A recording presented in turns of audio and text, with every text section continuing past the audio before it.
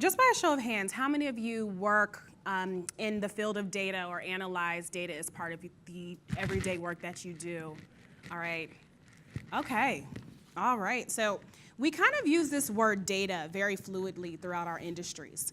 And the impetus behind the SBTE research and report is to really help us to develop a baseline understanding of how this data will help us to determine where to invest our time and our resources to navigate equity, particularly within the Black ecosystem. And so through the conversations we're going to have over the next 2 days, we're aiming to identify some of the tangible actions we can take as a result of the data that we'll be receiving from the forthcoming report. And so we'll be asking all of you to participate as well with your knowledge, just based on the show of hands.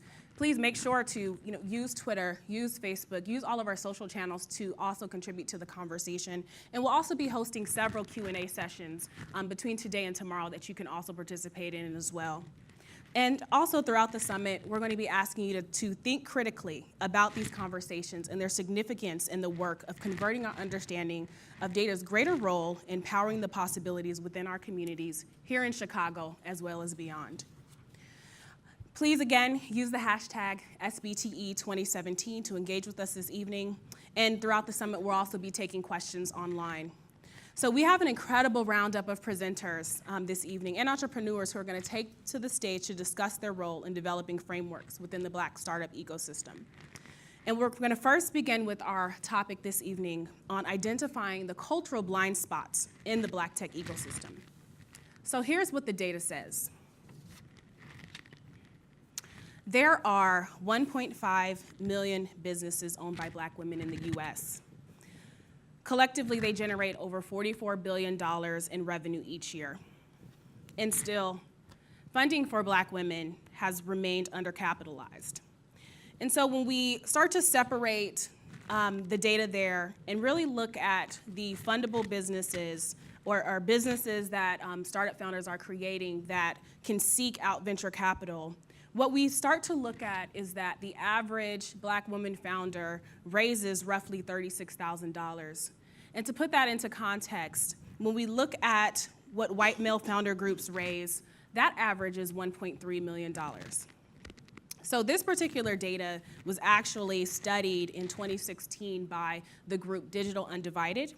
And they were one of the first groups to quantify the previously undocumented data on Black women in business. And it helps us to really refer to some of the nuanced stories that data has the power to help tell about in our community.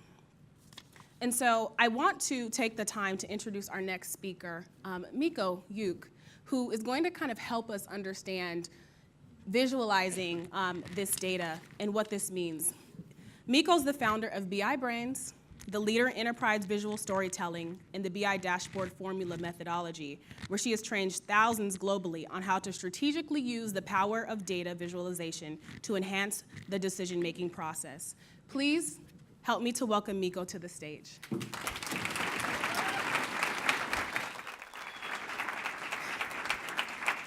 All right, thank you, Cheryl. So how is everyone doing? Good, good, good. So I'm excited to be here. My accent is I'm from the Caribbean, but I flew in from Atlanta. So it's cold. So I just want you guys to know that, but I'm excited to be here. So Cheryl, thank you for a great intro. Thank you so much to Dinio, Fabian, everybody here. This has been exciting. So the one thing that Cheryl didn't mention is that besides running a company that helps Fortune 500 companies to see their data, I'm actually a Black tech founder. So it's a very interesting dynamic. And so what I want to focus on today is talking about some of the blind spots in the Black tech ecosystem.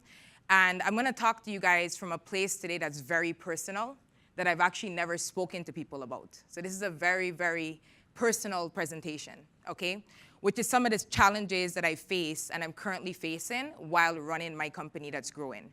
So for a little bit of context, currently we have 3 offices. We have one in London, one in Cape Town, and one in the US. And one of the things that's awesome is I have 2 male CEOs, right, who are white. And one of my favorite things is when we go into customers, they always assume that one of them is in charge. So they call me boss lady, which is interesting. But the first topic I want to touch on, and I'll circle back to that, and hopefully my little slides work here. I put these stats up here because one of the experiences that I've had as I grow the company is getting funding. Has anybody had that experience? Anybody try to get funding? And I love it. I live in Atlanta, right? A fairly progressive Black community. And my experience for 3 years of my life when trying to get funding was I got asked one question many times. And the question is, do you really do this? So let me explain how that works. The first time you ask me it, I assume that you've never heard about my industry. So I beg your pardon, I go, yes, I work in the BI industry. The second time you ask me it, I go, okay, you've never heard of BI, maybe you think it's my sexual orientation. So I explain that BI is business intelligence. The third time you ask me it, I go, okay, you might be questioning my credibility, right? And then the fourth time, because I get asked on average 5 to 6 times as I went to banks to get funding, do you really do this? So the question is, what is this? So the good part of the story is that I eventually got funding after being turned down by every single bank in Atlanta. I went to every single bank and found one Spanish lady that said, to hell with this, we're just gonna get it done. But I wanted to know, why is it such a shock that people wanna know, do I really do this? So if you look on here, and I know we're gonna cover data, I went online to look, and as you can see here, when it comes to diversity in tech, we have about 79% of the population is mostly non-Black, and 1% is Black. However, even more intriguing is I went to look at tech leadership, right? Because I have my 2 CEOs, and they always assume that I'm the help. Sometimes I get, mixed up for the secretary, to be quite frank, because I take really good notes. This is a true story. True story. It happened last week. And so I looked here and I saw, unfortunately, that while the US population has over 42% of Black and Latinos, right? And 20% of the computer science degrees are held by us, there's 1% of tech founders. It's just one, and I think that 1% might be 0.00 something. I actually don't think it's a full percent. I think it's a rounded number.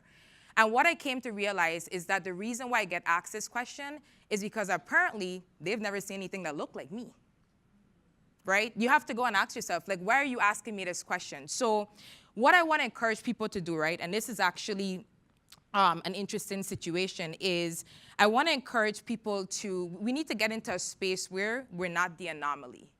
When I came to do this, one of the things that I kept saying is, I'm tired of people telling me, I work with a bunch of CEOs around the world, and they remember me. And I want to ask them, why do you remember me? Is it because of how I look or the fact that I'm Black?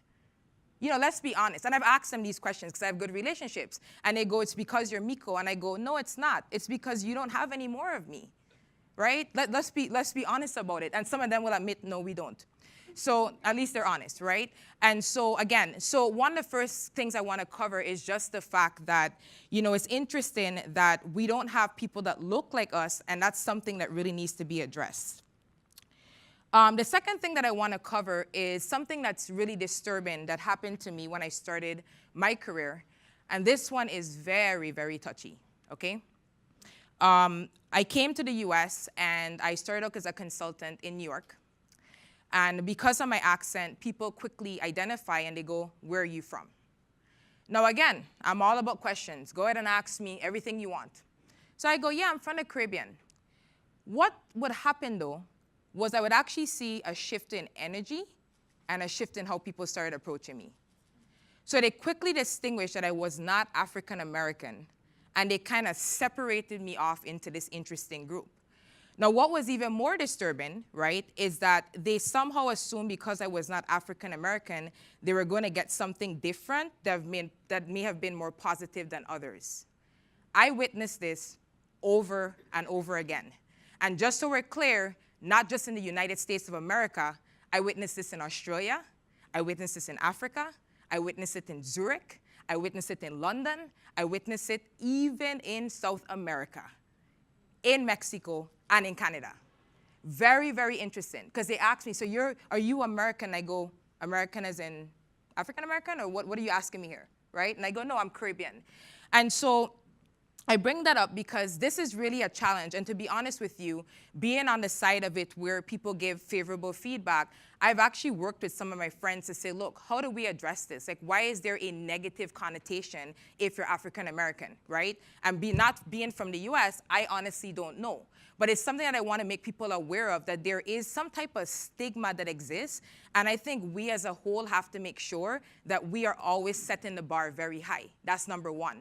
Second of all, if people have these stigmas, please expose them to how beautiful this is. I mean, look at this room, right? Let them know that we are here and we're here to stay, we're here to perform, and we're playing on a bigger level. Because going back to my number one of the things that I quickly realized is when I went to these banks, because I like data, so I kept digging, there was some assumption that because I was coming in as a black female, I was simply playing in a smaller league. Has anybody had that experience? It was highly assumed. That's why they kept asking, what do you do? Well, how many times are you going to ask me that question? How many times? You went to my website, you saw the logos. How many times are you going to ask me that question, right? So that's another thing that I'm hoping that we can combat, is this perception that because you are a minority, you must be playing in the smaller leagues. Now, the last thing that I want to cover deals with something slightly different, and I put some more stats up here, but there's something is that, all this is fine and dandy, and I've told you guys a lot about identity issues. However, we as a group do not have the luxury and privileges to be incompetent when it comes to this issue. This is really, really important. We cannot afford to be incompetent. You cannot tell people, listen to me, and you don't have data to prove it. Peter Drucker said something that was very important. He said, right, if you can't see it, you can't measure it, right? So I have a saying that I love. I say, in God we trust, everybody else bring data. Everybody agree, right? And so for me, it's very exciting to be here because one of the challenges that I have seen, and I know that we're going to cover this in depth, is that when we go talk about diversity, black people typically get lipped into this big loop of like diversity, right? When you check off, and it becomes this like big bundle. And so I'm looking at them going, okay, let's talk about diversity. I'm black, I'm female, and I'm Jewish. What box do you want me to check? Can I get a hand? Where do I check? Right? And if I go into other, they loop me out of this first bar. You guys realize that, right?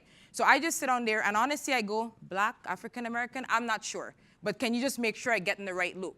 So again, my ending message here to end this is I just want to encourage you guys. It is a challenge, guys. I can't even begin to tell you. I'm still dealing with it as we speak today. Going around the world, helping women across the world get on stage to tell their story. Not forgetting my guys, forgive me. But I'm in a male-dominated industry, so I'm very focused on women. And I just, I really want to stop having this kind of anomaly thing. Don't remember me because I was so special. Remember me because there's a lot of great people like myself. And that's the message I continue to give. And I encourage you, if you are in a position, any position, you don't have to be a director, you don't have to be somewhere on top. One of the things I did when I got on stage, I'm the only female BI speaker in the world in my industry. The only one, okay, keynote speaker. And one of the things I started doing is as I go to these events and I speak to executives, I actually challenge them and I go, your whole staff looks the same. Why? You think because you give me a contract, you could check off your diversity bucket? Come on now, right? And I use my relationship to challenge them when I get comfortable. As a result, I've had some of them tell me, I'm going to hire more women. I go, great. I even tell them, sorry, I shouldn't say this on stage, hire a transgender, but you've got to get something different in here because it all looks the same, So I say that because, listen, you don't have to be in a position of power to be the change. Look around. It's there. Wherever you are, there are people that need help. There are people that you can influence. There are people that you can help to understand how powerful you are and set a good tone for others coming in. So I just encourage everybody, please be the change. Don't sit here, have a good conversation, eat this free food, and tell people you went to a good event at Google. Okay? Thank you. So with that said, I appreciate you guys. I look forward to meeting you and seeing you guys on Twitter. I'm tweeting. And if there's any more questions on my story, feel free to ask me. But thank you guys so much. It's been a pleasure.